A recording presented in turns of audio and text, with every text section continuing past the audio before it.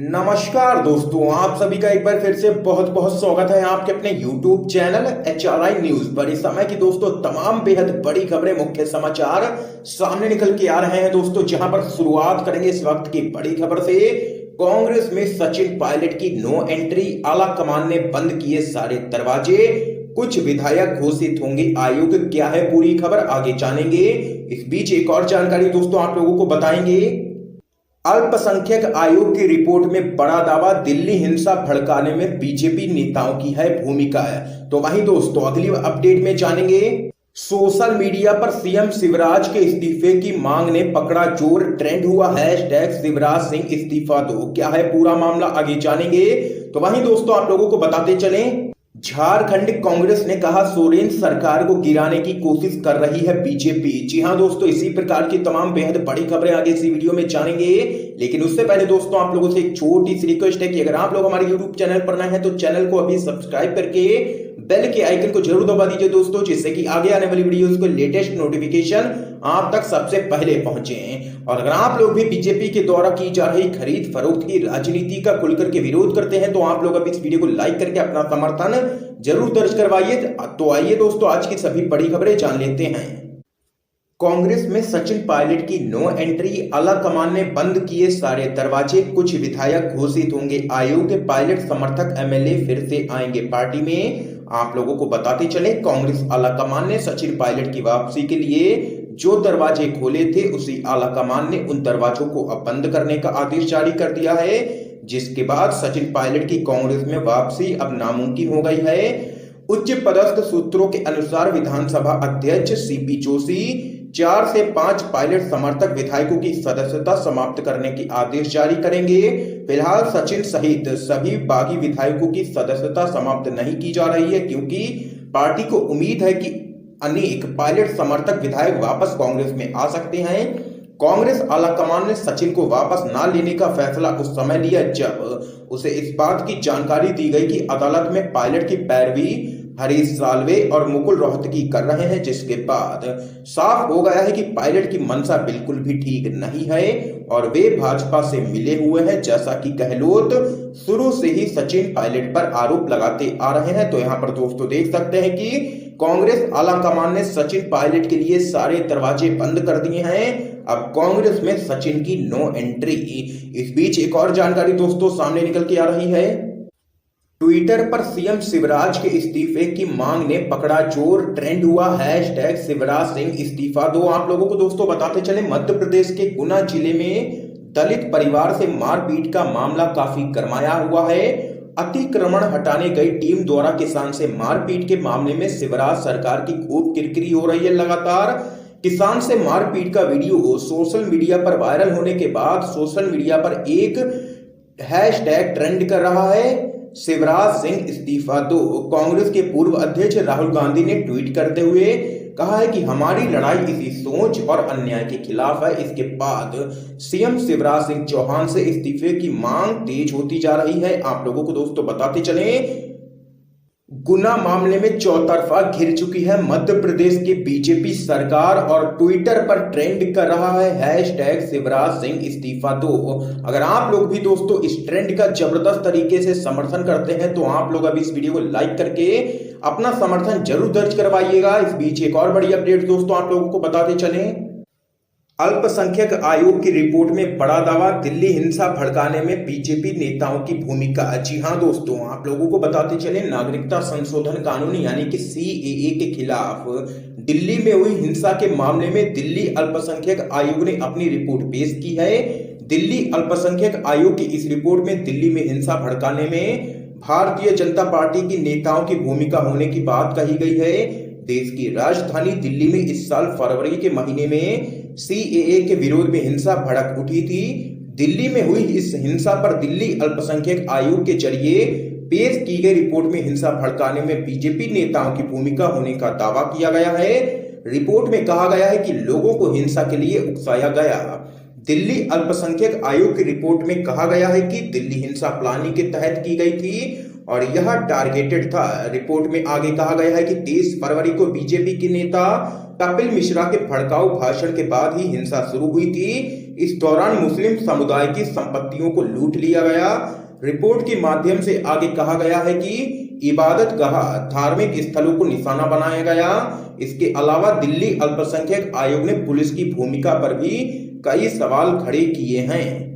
ये यहाँ पर अल्पसंख्यक आयोग की रिपोर्ट में बड़ा दावा किया गया है और कहा गया है कि दिल्ली हिंसा भड़काने में बीजेपी नेताओं की रही भूमिका। दोस्तों, आप लोगों का क्या कहना है इस खबर पे जरूर कमेंट बॉक्स में आप लोग बता सकते हैं। इस बीच एक और अपडेट है दोस्तों, आप लोगों को बताते चलें। झारखंड कांग्रेस ने कहा सोरेन सरकार को गिराने की कोशिश कर रही है बीजेपी।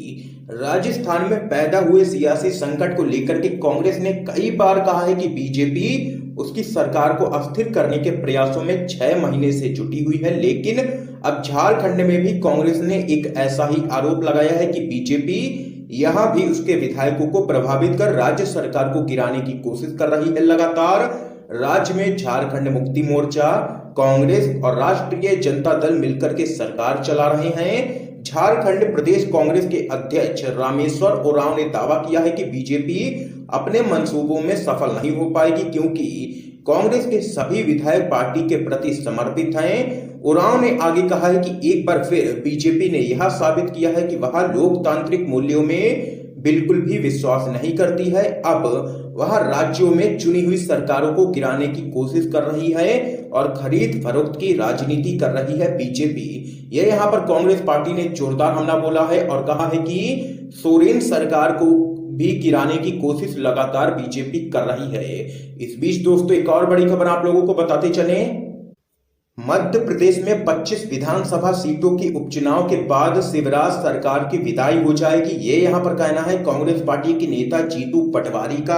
आप लोगों को दोस्तों बताते चले, मध्य प्रदेश कांग्रेस के कार्यकारी अध्यक्ष एवं पूर्व मंत्री जीतू पटवारी ने दावा किया है कि प्रदेश में शिवराज सरकार ने प्रलोभन और पिछले दरवाजे से सत्ता हासिल की है, इसलिए 25 विधानसभा सीटों के आगामी उपचुनाव के बाद इस सरकार की विदाई हो जाएगी।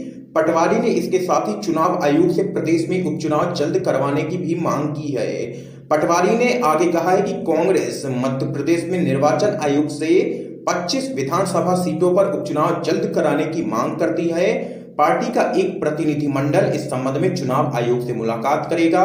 उन्होंने दावा किया है कि प्रलोभन और पिछले दरवाजे से प्रदेश की सत्ता पर काबिज हुई भाजपा को उपचुनाव के नतीजों के बाद सत्ता से बेदखल होना ही पड़ेगा। उन्होंने आगे कहा है कि उपचुनाव में कांग्रेस की जबरदस्त विजय होगी और जनता भाजपा को करारा जवाब देगी। पटवारी ने आरोप लगाया है कि मौजूदा सरकार का उद्देश्य किसी भी तरह सरकार में बने रहने का ही है। उन्होंने कहा है कि भ्रष्टाचार कर विधायकों को प्रलोभन देकर यह सरकार सत्ता में बने रहना चाहती है और इसलिए उपचुनाव जल्द से जल्द कराना बेहद ही आवश्यक है। ये यहाँ पर कहना है मध्य प्रदेश कांग्रेस के कार्यकारी अध्यक्ष जीतू पटवारी का। इस बीच दोस्तों एक और बड़ी अपडेट सामने निकल के आ रही है, जान लेते हैं। गुना घटना की जांच करेगी कमलनाथ की टीम, पीसीसी ने 7 सदस्यों को सौंपी है जिम्मेदारी। दरअसल दोस्तों आप लोगों को बताते चलें, गुना में दलित परिवार के साथ हुई पुलिसिया कार्रवाई को लेकर के मचे बवाल पर अब कांग्रेस शिवराज सरकार की घेराबंदी में जुट गई है। कमलनाथ ने घटना की जांच के लिए 7 सदस्यों का दल बना दिया है। यह टीम गुना जाकर के पूरे मामले की पड़ताल करेगी। कमलनाथ ने इस टीम में पूर्व गृह मंत्री के अलावा कई बड़े नेताओं को शामिल किया है। यह टीम मौके पर पहुंचकर इस बात की पड़ताल करेगी कि आखिर घटना घटने का मूल कारण क्या था। जांच टीम ने अपने सवालों में कई बिंदुओं को शामिल किया है। पहला यह है कि घटना के लिए आखिर कौन जिम्मेदार है। दूसरा, किसके इशारे पर पूरी कार्रवाई हुई। तीसरा, किस किस का दबाव पुलिस और जिला प्रशासन की टीम पर था। चौथा, लापरवाही के कारण कौन कौन से थे। पांचवा, कौन कौन से अधिकारी और कर्मचारी पूरे मामले में दोषी हैं। छठवां, पीड़ित परिवार की क्या व्यथा है। सातवां, पीड़ित परिवार की आर्थिक और सामाजिक परिस्थिति कैसी है। ये यहाँ पर दोस्तों देख सकते हैं कि जांच टीम ने अपने सवालों में कई बिंदुओं को शामिल किया है और कमलनाथ ने गुना घटना की जांच के लिए बनाई है टीम। इस बीच दोस्तों एक और बड़ी खबर सामने निकल के आ रही है।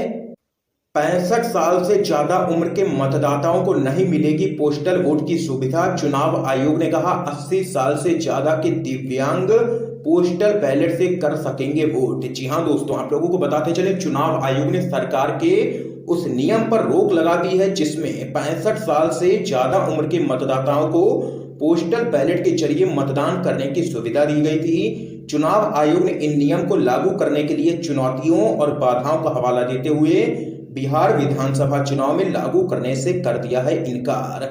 इस बीच दोस्तों एक और जानकारी सामने निकल के आ रही है। पश्चिम बंगाल राज्यपाल धनखड़ और ममता बनर्जी में ठनी सीएम बोली संविधान का पालन नहीं कर रहे हैं, पीएम और गृह मंत्रालय का अनुसरण नहीं करते। आप लोगों को दोस्तों बताते चले, पश्चिम बंगाल की मुख्यमंत्री ममता बनर्जी ने जगदीप धनखड़ द्वारा राज्य की शिक्षा व्यवस्था की आलोचना करने पर कहा है कि एक राज्यपाल राजनीतिक दल की तरह बात बिल्कुल भी नहीं कर सकता है। पश्चिम बंगाल की मुख्यमंत्री ममता बनर्जी ने बैठक में नहीं आने पर राज्यपाल द्वारा स्पष्टीकरण मांगे जाने पर कहा है कि हम कुलपतियों का सम्मान करते हैं, उन्हें हमारा 100% समर्थन है। राज्यपाल को आरोप साबित करना होगा या वह पद पर बने रहने की विश्वसनीयता गंवा देंगे, ये यहाँ पर कहना है पश्चिम बंगाल की मुख्यमंत्री ममता बनर्जी का। तो वहीं दोस्तों एक और अपडेट जान लेते हैं। आगामी महीनों में खुदरा महंगाई के उच्च स्तर पर रहने का है अनुमान, एसबीआई की रिपोर्ट। जी हां दोस्तों, आप लोगों को बताते चले, देश के सबसे बड़े सरकारी बैंक यानी कि भारतीय स्टेट बैंक की एक रिपोर्ट के अनुसार मजदूरों की कमी के कारण आपूर्ति पक्ष की बाधाओं के साथ ही राजकोषीय घाटे और बाहरी कारणों के चलते देश में खुदरा महंगाई की अगले कुछ महीनों के दौरान उच्च स्तर पर बने रहने का है अनुमान। तो यहाँ पर दोस्तों आज की ये तमाम बेहद बड़ी खबरें सामने निकल के आई हैं दोस्तों, जो हमने आप लोगों तक पहुंचाई हैं। वीडियो पसंद आया हो तो इस वीडियो को लाइक करके ज्यादा से ज्यादा शेयर कीजिएगा, अपने सभी दोस्तों तक इन खबरों को जरूर पहुंचाइएगा और चैनल को सब्सक्राइब करके बेल के आइकन को जरूर दबा दीजिए दोस्तों। आप सभी का बहुत बहुत धन्यवाद दोस्तों।